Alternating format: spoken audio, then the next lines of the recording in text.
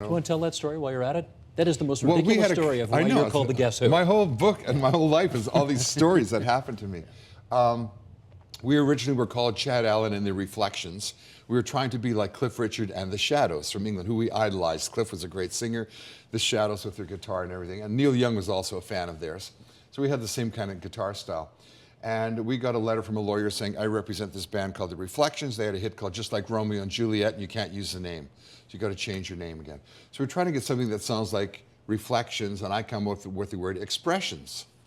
And we were called that for like 2 weeks or three weeks, and we got a letter from another lawyer saying, I represent a band in Detroit called The Expressions, you got to change your name. So we have no name. We've sent in this song called Shaken All Over to George Struth at Quality Records in Toronto. He said, this is a hit, it sounds like it's done in England.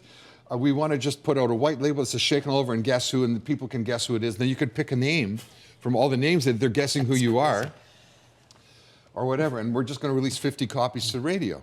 So they released 50 copies to radio. The song went to #1 overnight, and I would call a radio station saying, it's me, it's us. We're the Guess Who. And they say, no, it's Brian Jones and George Harrison. It's a party in England, and they couldn't put their names on the records because they're all in different bands, signed to different record labels. This is a British record. And it went, then it got released in the States on Scepter Records, went top 20 in Billboard. We were still in school. Couldn't even afford Billboard magazine. Go to Kresge's or Eaton's or Woolworths to the record store and look in Billboard and go, oh, Shaken All Over's 22 this week, and it was 30 last week, and then next week it's 18. We didn't realize that it meant like money. And we were then suddenly called the Guess Who, and we got a call to go and do the Kingsman Louie Louie tour in the summer of '65 with Dion and the Belmonts and the Kingsmen on a bus and the Turtles, and it was just amazing. So I was hooked. But not to be confused with The Who. Not The Who. Because you wouldn't want to pay their hotel bills. No, but I did check in after them once in the Hollywood Hyatt House, which they call the Riot House. And the Who had been there for about 2 weeks and destroyed several rooms and thrown TVs out the window, and this is Keith Moon and everything.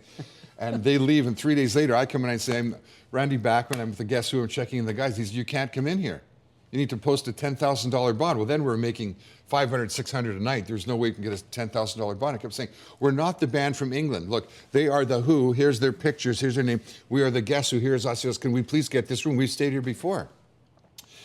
We happened to stay in a room that they had remodeled, that the Who had burnt or thrown or torn apart and everything. So I get into this room. There's a shag carpet with the things are about this long, and a new chair and a new desk. And I sit down and I'm on the phone, because there was no computers back then. I'm on the phone, I'm trying to call my agency, where are we going next and what are we doing?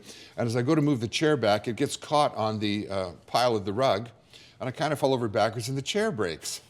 So after this explanation of taking 2 hours to check in and having to put whatever money we had down as a deposit, I called the manager saying, you won't believe what just happened to me. I fell over backwards and the chair's broken, and I think it's the chair's fault. And luckily enough, he said, yeah, we had a complaint about those chairs. The back legs were laminated a certain way, and it does get caught on the nap of the carpet, and we had a couple other break in half, so you could stay in the hotel. You don't have to forfeit any money.